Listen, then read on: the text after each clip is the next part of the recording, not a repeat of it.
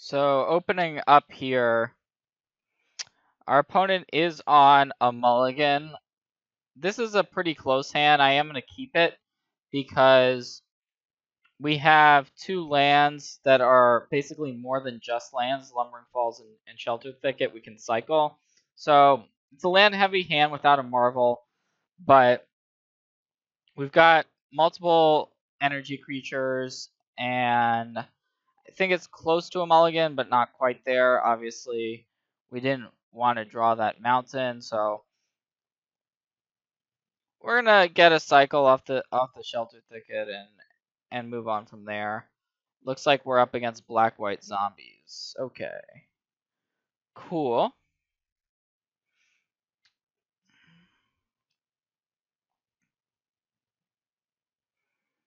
So the plan is in most matchups it is to draw Marvel in game 1. So we're gonna cycle the Shelter Thicket. We're gonna get probably a draw of the Rogue Refiner.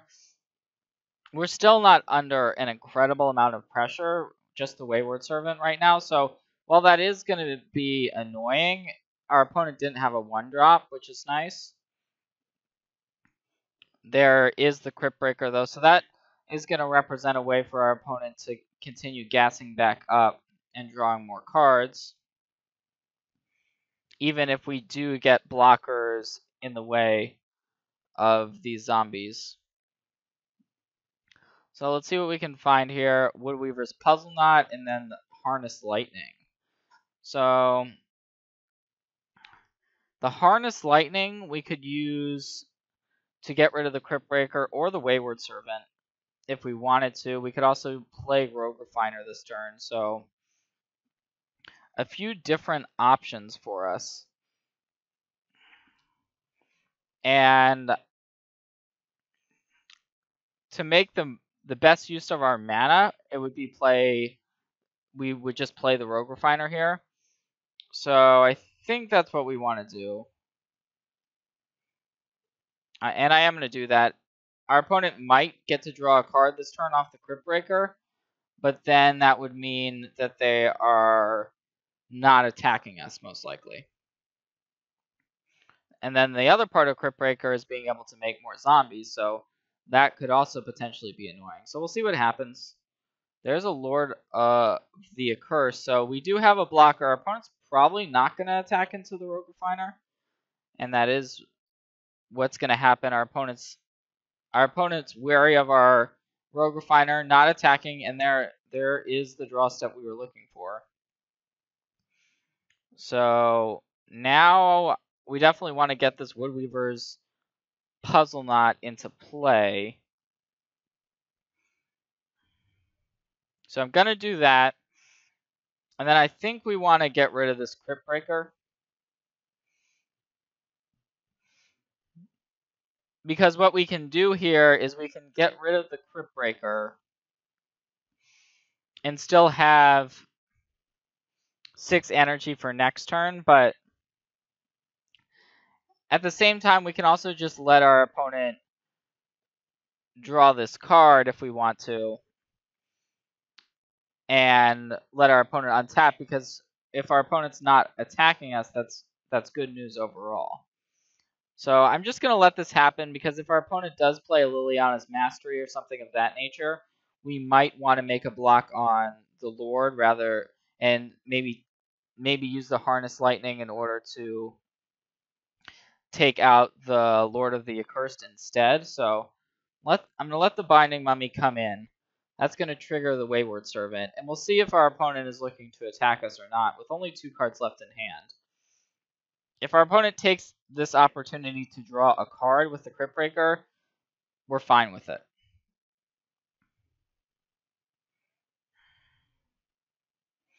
So we'll see what this is going to be, and it looks like our opponent's just discarding a Fatal Push here.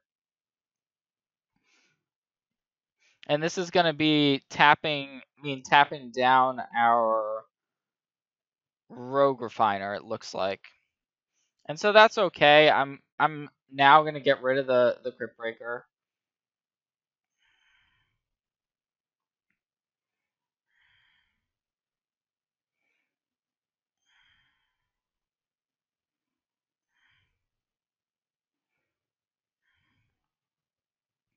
So our opponent's going to be able to come in for 5 and drain us, but we've maneuvered ourselves into a position where if we are able to Marvel into Chandra or Ulamog, the two biggest hits in our deck, we are going to be in a really great position. And that's all you can ask for.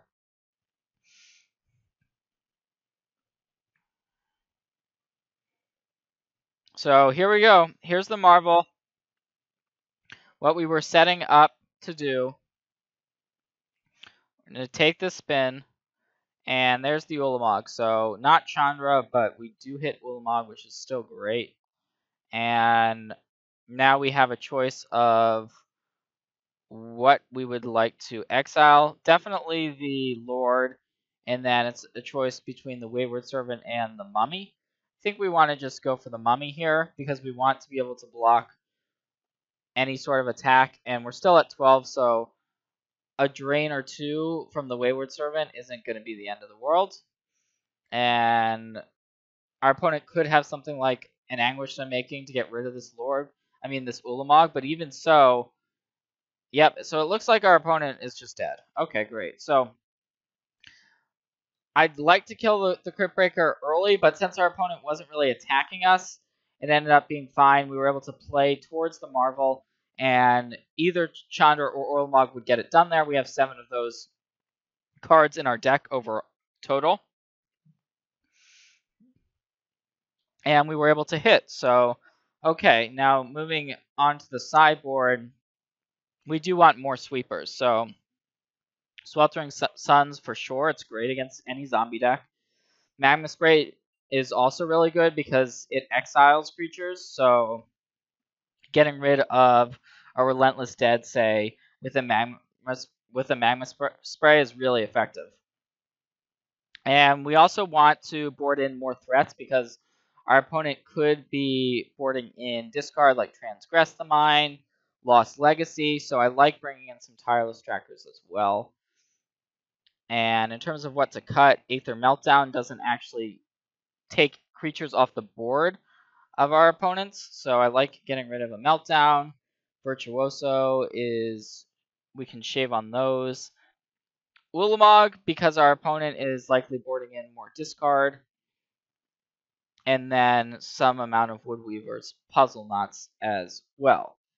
And then we can also board out 1 copy of Chandra Torch of Defiance because we're on the draw. I prefer it more when we are on the play. So this is my sideboard configuration against white-black. We do have to be thinking about cards like Gideon. That is a card that our opponent may be bringing in against us. And this is a solid hand. Once again, we don't have the Marvel right away, so we're going to hope to draw into it. But that's okay that we don't have the Marvel, especially because if our opponent has discard, we really want to top deck it, right? We don't actually want to draw it until the exact right moment when we can just draw it and then play it. Kind of like last game. So we have the turn 2 Puzzle Knot, turn 3 probably we'll want to play Rogue Refiner, just so that on turn 4 we can potentially just play Tracker and get that immediate clue value off of it. But since we drew this Aether Hub, it means that, say we were to draw the Aetherworks Marvel, we do have the ability to spin the wheel, activate it on turn 4 if we draw it, and we want to crack the Puzzle Knot. But this is sometimes going to be a discard spell turn. It looks like instead it's just going to be a Binding Mummy, though. And also a Crypt Breaker. So that's actually good for our opponent. So Dread Wanderer into Binding Mummy plus Crypt Breaker means that now our opponent can start drawing cards. And so rather than attacking once again, it looks like our opponent's going to sit back and try to gas up a little bit, which I think is smart in this particular circumstance. If we had one of our sideboard cards, like say a Sweltering Suns, it would just be spectacular in the spot. Fortunately, we didn't draw one yet. And so we worded out a Puzzle Knot. So we are a little bit Puzzle Knot flooded at the moment. And the Rogue Refiner on this board is not going to be very effective for us because the issue is that this Binding Mummy can tap down any blockers, basically. So we're not trying to attack with it, and we're not going to be allowed to block with it, most likely. So not really the spot you want to be in with this card. We're really banking on drawing the Aetherworks Marvel or a Sweeper. But since we didn't find either, getting in with the Rogue Refiner is an option, but I'm not going to do that. I'm just going to play Tireless Tracker here. Make a clue, because we really just don't have another play at this point. Not a great draw. And our opponents had a good draw, so we're not out of it, but we're not in a good position either.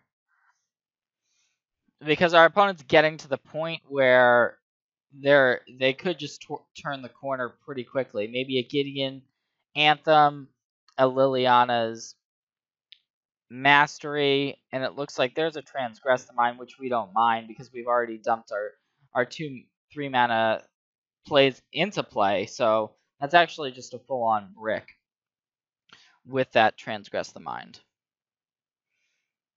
But Dispossess now, that's very bad news because our opponent is going to be naming Aetherworks Marvel with it. So our opponent's going to be able to take all of our Marvels out of our deck. And we're now going to be banking on drawing Chandras and using these creatures to pressure our opponent, which our hand isn't great, so it's, it's definitely a tall order, but it's not necessarily unachievable. We do need some draw steps. If we draw Chandra, Flamecaller, that would be nice. If we draw Sweltering Suns, that would give us some play against our opponent's board of small creatures. But right now, my suspicion is that our opponent is taking a look through our deck, seeing exactly how we sideboarded, and will be prepared for that in game 3, assuming we aren't able to somehow pull this out this game. And it would just be a chump block here in Gideon, so I'm not going to make that chump block. It's not really our life total that's a huge problem. We have these puzzle knots, but it's more the board and our deck not having the cards we want in it anymore. So Harness Lightning, actually a pretty good draw. So we might as well crack the clue. No real downside to doing that. So I'm going to crack the one clue that is already in play. And the Harness Lightning, thinking we want to go after the Crypt Breaker, because we really don't want our opponent to draw more cards.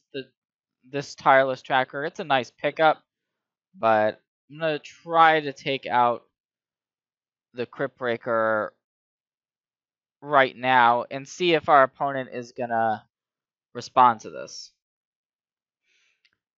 And it looks like the answer is no. So the Crypt Breaker is going to go down.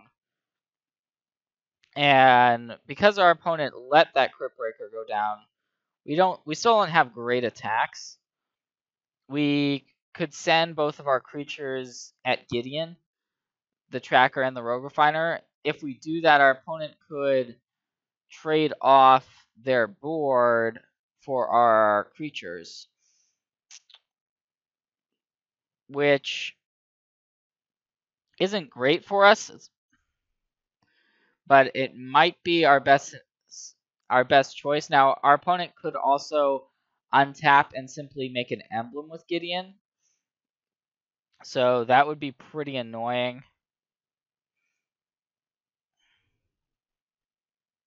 I think our best option is to make this attack and then potentially lose both of our creatures. But we also, these zombies and even the knight are pretty significant problems for us. And it could be that our opponent lets this Rogue Refiner through and wants to keep the Binding Mummy. Okay, so that is going to be what's going to happen here. So our opponent's going to double block the tracker, let the Rogue Refiner through. And of course that Dread Wanderer can now come back from the graveyard. But it looks like a big play, and it is that Liliana's Mastery that I mentioned earlier. So that's going to be a big problem. So Gideon's likely going to be attacking us here. And still no way to get this Gideon off the table. Crypt Breaker, it's a pretty solid follow-up.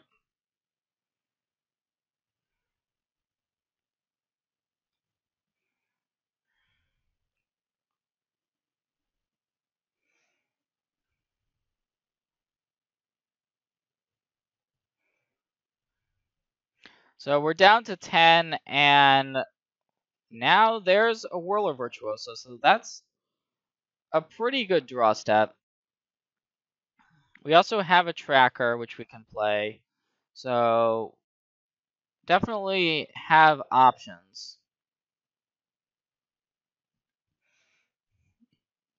The issue is that our opponent does have a Binding Mummy, which can tap down our blockers potentially. So I'm going to go ahead and send in this Rogue Refiner to trade with one of the zombie tokens, most likely.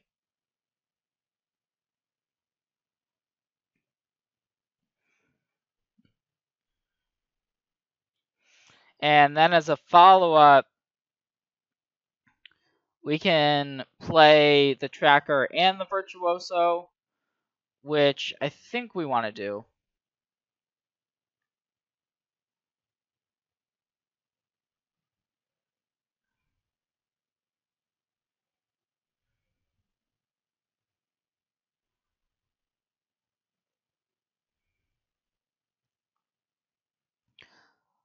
We want to play towards our outs. So if we're able to draw something like a Sweltering Suns, maybe get this Tireless Tracker up to being a 4 toughness creature, and wrath away our opponent's zombies, that's one potential scenario. We could also use Thopters from Whirler Virtuoso to start pressuring Gideon. We're able to create plenty of energy. So the game's not over. We're still definitely behind. And our opponent just drew 2 fresh cards. So that's somewhat worrisome. Something like a Dark Salvation here or another Liliana's Mastery would be pretty devastating.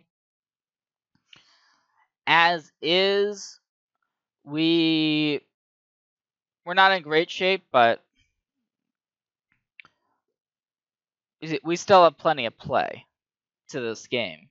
Because with this Whirler Virtuoso, we have something to do with this energy, which we didn't before because all of our Aetherworks Marvels are gone. And our opponent was pretty fortunate to find another Crypt Breaker, because that's really how the Zombies deck wins is a lot of games is card advantage with Crypt Breaker. And the Binding Mummy plus Crypt Breaker synergy is pretty great for the Zombies deck, being able to not only make that additional zombie, but also tap something down.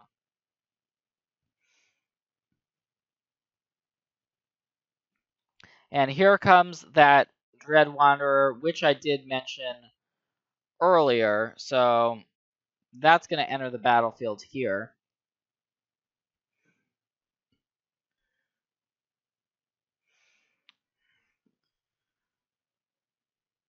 And there's not much of a downside to making Thopters at this point. We certainly need to make Thopters just in order to survive the attack. But we also want to be able to crack back and get this Gideon off the table. So I'm gonna make the full amount of Thopters here that we can, which is 3. So if we make a block on Gideon, Gideon's on 4. So if we say chump Gideon with one of the Thopters, we can crack back with all of our creatures and kill Gideon. Then if we draw something like a Sweltering Suns or Chandra on our draw step, we can get right back in the game. We'd actually be in a great spot, most likely, if that were to happen. So I'm just going to make the one chump block and keep these two Thopters around for our attack step. So we're really banking on drawing a sweeper. On our draw step, we weren't. So now we didn't get there, so now we're looking for Sweltering Suns. So I'm going to crack a clue here. Although we do have these puzzle knots, which we can use to get energy. But I'm going to crack one clue. See if we find the Sweltering Suns immediately. Instead, it's a servant of the conduit. So not really what we were looking for, but we can make an all-out attack and take care of the Gideon. The issue is that our opponent still is going to have a number of creatures in play, and we're not going to have many blockers. So we could play a puzzle knot, or even two puzzle knots, to get 6 more energy and to have 2 blockers, because our opponent can block with the zombie on the Virtuoso, but 2 blockers and even going up to 10 life may not be enough in this particular spot. If we crack this clue, though, and look for the Sweltering Suns one last time, we're also running a pretty big risk by doing that, because we're not gaining more life for the backswing, essentially. So it's a pretty close decision, but I think we want to assume that our opponent is going to have more gas in hand and just crack this clue. Hoping once again to find the Sweltering Suns, or if not, then maybe something like a Harness Lightning, but unfortunately just a land there. So not what we wanted, for sure. And now I think we have to play conservatively. So I'm just going to attack with the Tireless Tracker. I'm going to attack Tireless Tracker into Gideon. And I think we could send one Thopter as well. But I'm just gonna do this because we're still looking to draw a sweeper. And of course our opponent's just gonna block the tracker, which was pretty obvious, but now we can sacrifice this Woodweaver's Puzzle Knot and at least block some of these zombies and the Gideon. So we put ourselves in a position where we've still got a huge tracker, or not huge, but big enough to kill a Gideon. So we've got that going for us, but it looks like our opponent is going to try to turn the corner here in a big way and make a big attack.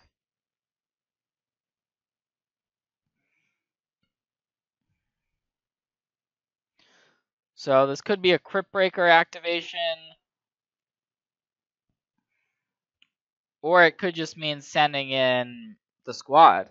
But if our opponent sends the squad in, it's not necessarily terrible. So it looks like our opponent is going to go ahead and activate the Crypt Breaker here. And the reason why our opponent's doing this right now is to be able to get that Binding Mummy trigger and tap down our Whirler Virtuoso. And it looks like our opponent's going to come in with the squad.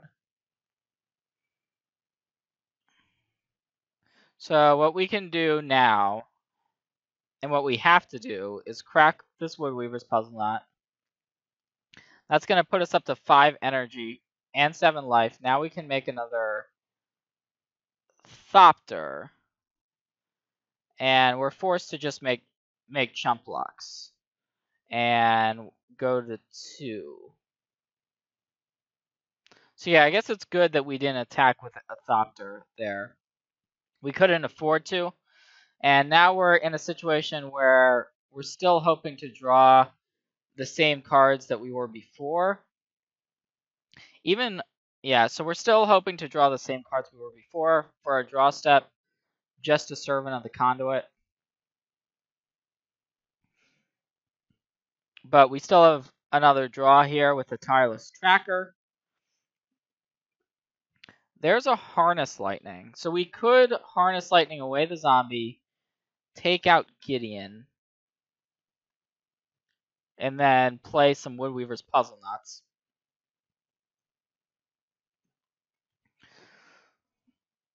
So if we played Woodweaver's Puzzle Knot and sacrificed it, say, that would put us up to 8 energy and 8 life. We can make 2 Thopters and potentially not die on the crackback. So I think that's our best course of action.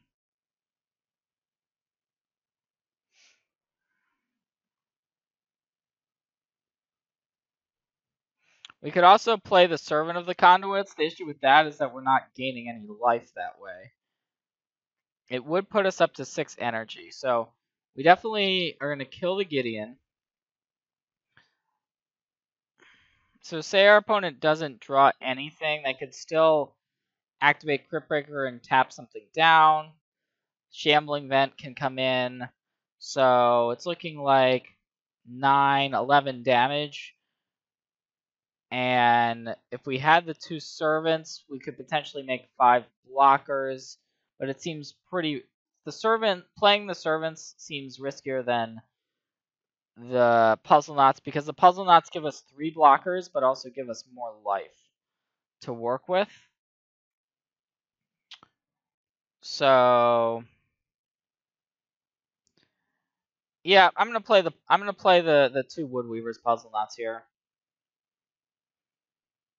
I think, yeah. I think that's the best course of action. Not thrilled about it, because if our opponent draws, say, a Liliana's Mastery or a Dark Salvation, we're just dead. But at least we were able to get this Gideon off the battlefield.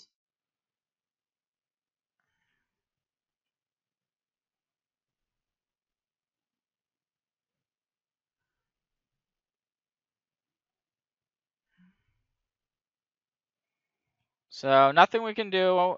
Pass the turn and hope for the best. We have 3 blockers. If our opponent, say, activates the Cryptbreaker, taps down the Virtuoso, that would give us 2 blockers. But then the Cryptbreaker wouldn't be able to attack. But it looks like both Shambling Vents are going to get activated. We'll see if our opponent sends in the entire squad or not. But it looks like they are going to. No, the Cryptbreaker is going to stay home.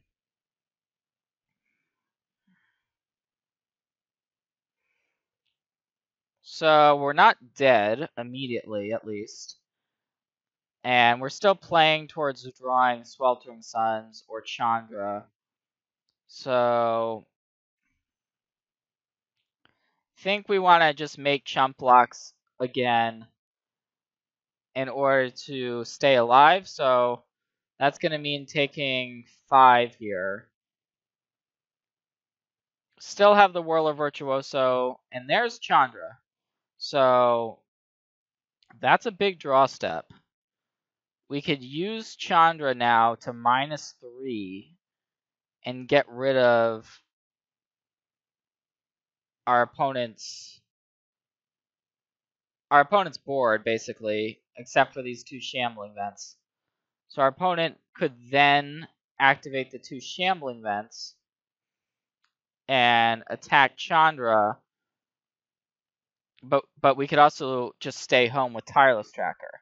So and we also have a Servant of the Conduit to protect our Chandra. So I like just getting in there with the Whirler Virtuoso right now. So our opponent's going to take 2 from the Virtuoso. Then second main, we can go ahead and cast Chandra and go for the -3, which is going to wipe away our opponent's board. And then we're right back in it. In fact, I think we're favored now all of a sudden to win the game because we still have these 2 clues and we have Chandra sitting on the battlefield and our opponent can't immediately get rid of it without drawing something in order to do so. So this is how the Marvel deck can really turn the game around from in even situations that seem hopeless. And there's a Gideon ally of Zendikar right off the top for our opponent. So that could be a challenge, but we still have Chandra, and Chandra's pretty good at attacking Gideon, as it turns out.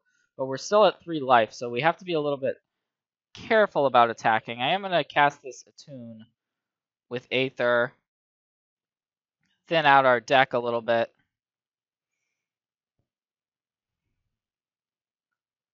Think we can afford to crack one of the clues as well, see what we find off of it.